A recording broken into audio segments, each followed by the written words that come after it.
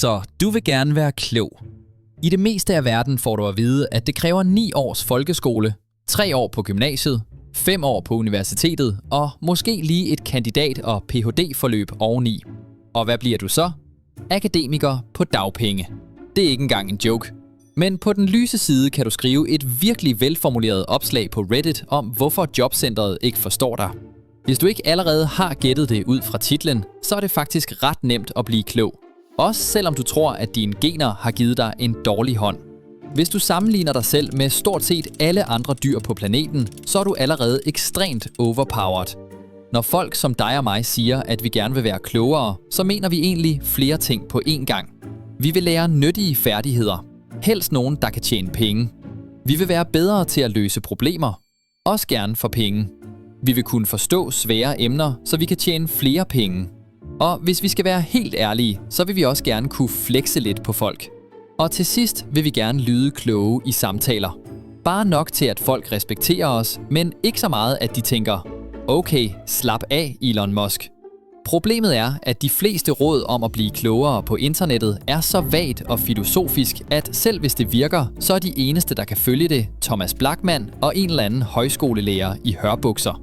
Og hvis du i stedet leder efter helt konkret råd, noget du faktisk kan gøre lige nu, så får du det her. Spis blåbær, fordi de er gode for hjernen. Drik sort kaffe. Motioner. Sov mere. Tag IQ-tests. Lyt til klassisk musik. Alt sammen lyder fint, men på et tidspunkt er du altså nødt til rent faktisk at lære noget. Desuden har der gennem historien været genier, der sad ved et skrivebord hele dagen, sov 3 timer om natten. Så hvad kan du faktisk gøre for at blive klogere, som ikke bare er de samme 6 hjernehacks kopieret fra et Facebook-opslag, som igen er taget fra en WikiHow-artikel, som er inspireret af et citat, der engang var spraymalet på en mur på Nørrebro. Det vigtigste du skal gøre er at læse. Hvad du skal læse afhænger af, hvad du vil blive klog på. Fiktion er godt til at lære dig at læse hurtigere og giver dig et bedre ordforråd. Og hvis du læser meget dialog, så føles det også lidt som at have venner. Men de fleste går direkte til faglitteratur. Og ja, det er faktisk nøglen til at kunne smide interessant viden ind i samtaler, uden at virke som en irriterende type. Bare ved at læse én bog, kan du pludselig lyde som en, der ved noget om historie. Men nøglen er ikke at være belastende. Det er vildt, at vi stammer fra aber, ikke? Jo, men faktisk er evolution ikke lineær, og der fandtes flere menneskelignende arter samtidig, som på ingen måde kan sammenlignes med chimpanser. På YouTube-kommentarer er det her høfligt. I virkeligheden gør sætningen, jo, men faktisk, der er øjeblikkeligt usympatisk. Skift men faktisk ud med, det er sjovt, du siger det. Lad os prøve igen. Det er vildt, at vi stammer fra aber, ikke? Ja, det er ret vildt. Jeg læste forleden, at vi faktisk ikke udviklede os fra dem, men at vi udviklede os sideløbende. Samme viden, helt anden effekt. Du kan godt være klog og samtidig virke som et normalt menneske, der rører græs. Nøglen er at lære folk noget, uden at få dem til at føle sig dumme. Så lytter de faktisk, og så fremstår du både klog og rar. Men hvordan finder du så de her bøger? Det er faktisk virkelig nemt. Du behøver ikke læse de samme 5 bøger, alle på LinkedIn anbefaler. Tænk bare på et emne, du gerne vil lære noget om. For eksempel rengøring. Søg på bøger om rengøring. Her er en, der ser fornuftig ud. De her bøger koster normalt penge, men hvis din finger skulle smutte, kan du komme til at ende på en bestemt hjemmeside. Og hvis du så ved et uheld søger på bogens titel og klikker på det første link, og nej, du kom til at downloade en fil og åbnede den i en e-bogslæser. Træls. Men nu hvor du har bogen, vil du opdage, at du ikke bare får små facts til samtaler, men også lærer konkrete færdigheder. Der er 10 ting, du bør vide, før du lærer en færdighed. Nummer 1. Hvis du ikke bruger færdigheden, så tror din hjerne, den er ligegyldig og sletter den. Nummer 2. Du skal kun kende ca. 20% for at mestre 80% af en færdighed. Det kaldes indlæringskurven. I starten bliver du hurtigt bedre, men kun hvis du faktisk øver dig. Ingen har nogensinde lært at binde et slips ved bare at se en video om det. Du lærer det ved at se videoen, mens du binder slipset. Det samme gælder bøger. At læse gør dig kun klog, hvis du giver din hjerne en grund til at huske det. Hvis du læser et kapitel om at rydde op på et værelse, så gå ud og rydde et værelse op. Det behøver ikke engang være dit eget. Gør det én gang, og du glemmer det aldrig.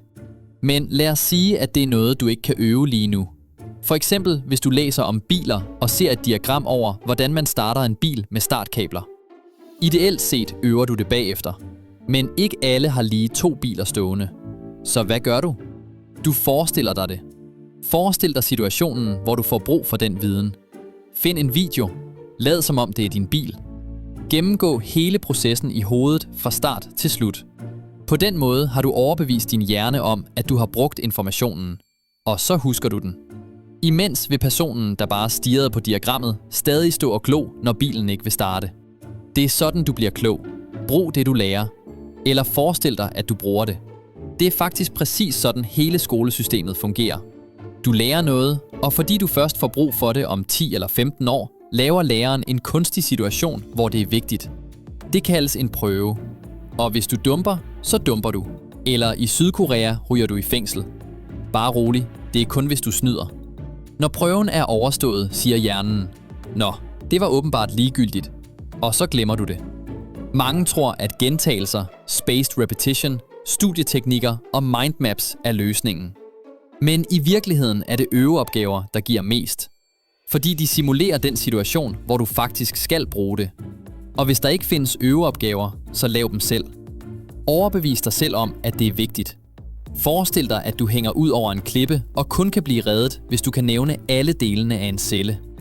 At få information til at virke nyttig for hjernen er alt, du behøver for at blive klog. Og det er derfor, lærebøger er goated. Ingen fluff. Ingen håndholdning. Ingen distraktioner. Der er information og en masse opgaver, der tvinger dig til at bruge den. De er ikke for hyggelæsere. Det er sjovere at se en YouTube-video og glemme det hele en time senere. Men hvis du er klar på udfordringen, kan du måske ved et uheld ende på en hjemmeside, hvor man kan downloade gratis lærebøger om stort set alt.